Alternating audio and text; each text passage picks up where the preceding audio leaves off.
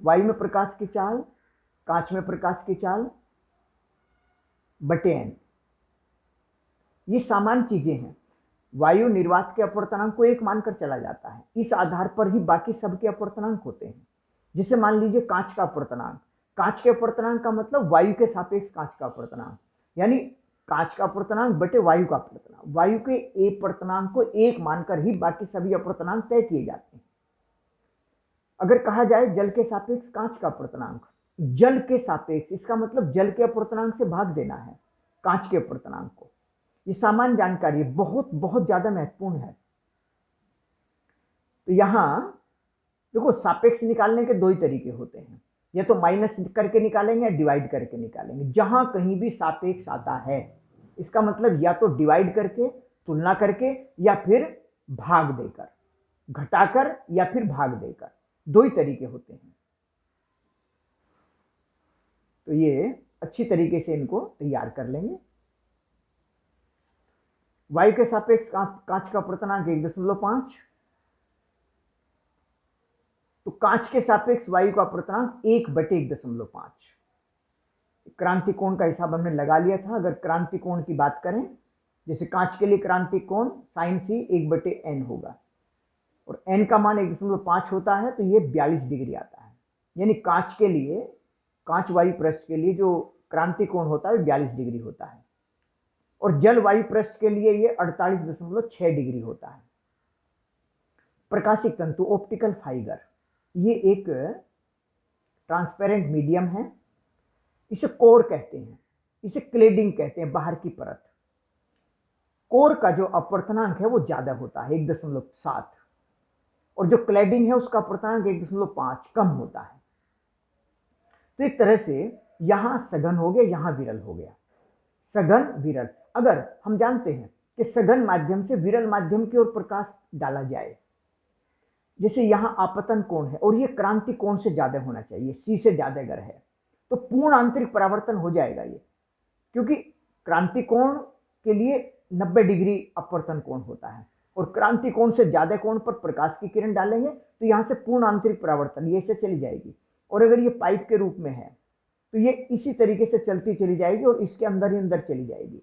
कहीं भी ऊर्जा का ह्रास नहीं होता है, बाहर कोई परावर्तन इधर नहीं प्रकाश जाएगा। तो ये बहुत अच्छी विधि है जिसे हम ऑप्टिकल फाइबर कहते हैं, प्रकाशीय तंतु।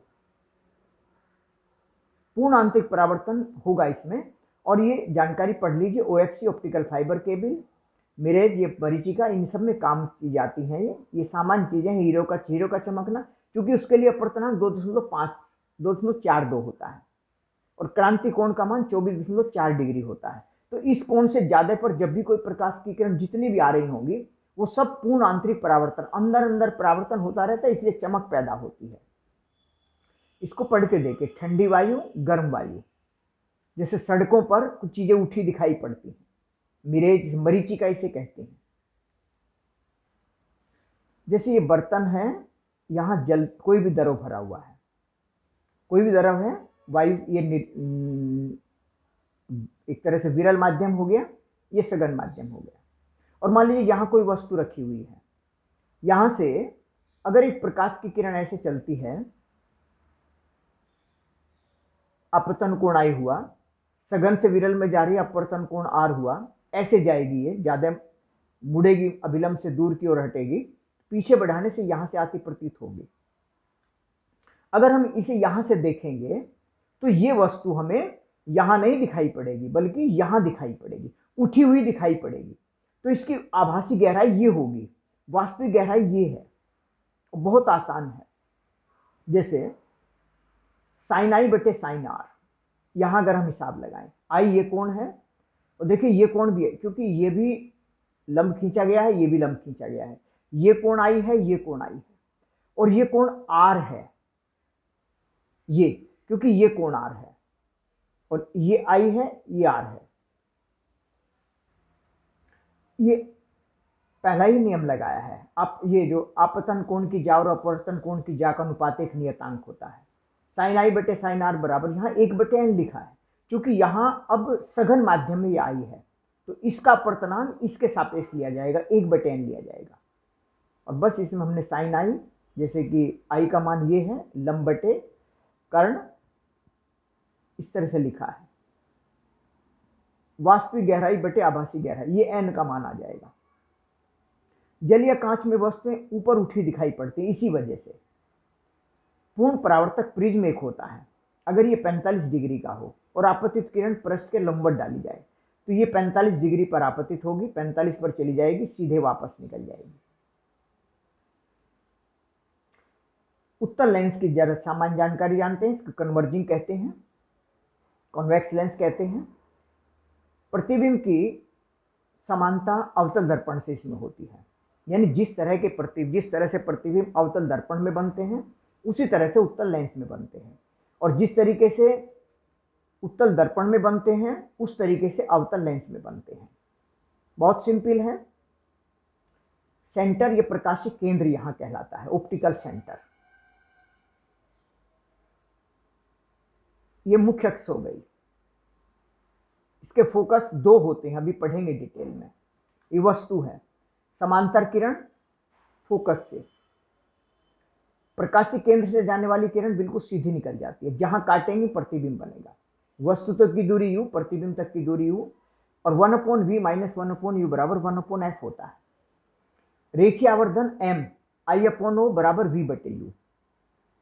दर्पणों में ये I/O बराबर माइनस v बटे u होता था, लेकिन यहां प्रतिबिंब भी उल्टा है और u इधर है, v इधर है, यानी दोनों के चिन्ह एक जैसे बदल रहे हैं। I/O के चिन्ह जिस तरीके से हैं उसी तरह से v और u का अनुपात है। यहां v पॉजिटिव, u नेगेटिव, यहां O पॉजिटिव और O नेगेटिव और I पॉजिटिव, यानी ये भी माइनस है, ये भी माइनस है, तो m बराबर I बटे O, v बटे u। दर्पण में ध्यान रखेंगे ये माइनस यहां होता है। उत्तल लेंस की एक ही स्थिति है जबकि फोकस के अंदर वस्तु रखी हुई हो, तो तब प्रतिबिंब उसी के पीछे बनता है, सीधा बड़ा और आभासी होता है, पर्दे पर नहीं लिया जा सकता है इसको। इधर ये किरणें कहीं भी नहीं मिलेंगी, पीछे बढ़ाने पर जहां मिलती यहां प्रतिबिंब बनता है, हमेशा पीछे बनेगा। अगर फोकस से इधर वस्तु है, फोकस से इधर है तो उधर चला जाएगा, और ये इसमें एक ही तरह से प्रतिबिंब बनता है। फोकस दो होते हैं लेंसों के, एक प्रथम फोकस होता है, एक द्वितीय फोकस होता है। इनकी पहचान एक बार करनी पड़ेगी। एक को याद रख लेंगे पहले, जिसे प्रथम फोकस है। प्रथम फोकस वो बिंदु है जिससे चलने वाली किरण, प्रथम फोकस वो बिंदु है जिससे चलने वाली किरण अपवर्तन के पश्चात मुख्य अक्ष के समांतर हो जाती है, और मुख्य अक्ष के समांतर हो जाती है मतलब अनंता पर वे जाकर मिलेंगी। तो u बराबर f, तो v बराबर इनफाइनाइट। यानी एक तरह से कहिए तो उत्तल लेंस में यहां ये प्रथम फोकस देखो f डैश, जनरली इसे f डैश कहते हैं, द्वितीय फोकस को f कहते हैं। f लिखा जा सकता है दोनों को, लेकिन पहचान के लिए जहां कहीं करनी होगी वहां बारीकी में प्रथम फोकस को f डैश, दूसरे को f। और देखो उत्तल लेंस के लिए f डैश इधर है, प्रथम इधर है, क्योंकि यहां से चलने वाली किरण समांतर होंगी। इसमें इधर होता है f डैश, इधर कहीं f डैश होता है, तो बिल्कुल उल्टी चीजें हैं, बहुत महत्वपूर्ण चीजें हैं, छोटी छोटी हैं। जैसे अवतल दर्पण है, समांतर किरण फोकस से, फोकस से जाने वाली किरण समांतर, वक्रता केंद्र से जाने वाली किरण अपने मार्ग से वापस। इसमें सूत्र होता है 1/v प्लस 1/u बराबर 1/f, और m I/O और माइनस v/u। जबकि उत्तल लेंस में यह अवतल दर्पण था, यह उत्तल लेंस है, प्रकाशीय केंद्र से जाने वाली किरण बिल्कुल सीधी, समांतर किरण फोकस से, और फोकस से जाने वाली किरण समांतर। देखो ये प्रथम फोकस हुआ, ये u है, अगर यहां वस्तु रखी हो तो इसका प्रतिबिंब अनंता पर चला जाएगा। इसमें सूत्र 1/v माइनस 1/u बराबर 1/f होता है। इसमें 1/v प्लस 1/u बराबर 1/f होता है। इसके डेरिवेशन भी हैं, ये सब हाई स्कूल लेवल की चीजें हैं।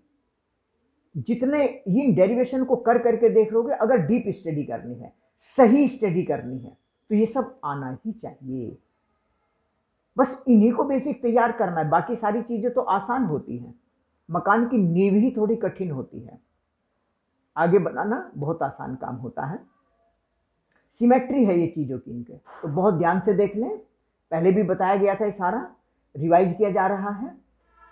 पूरी तरह से तैयार कर लें, कोई भी शंका, किसी भी तरह की कोई प्रॉब्लम महसूस हो, नोट कर लें और साथ साथ अवश्य क्लियर करते चलें।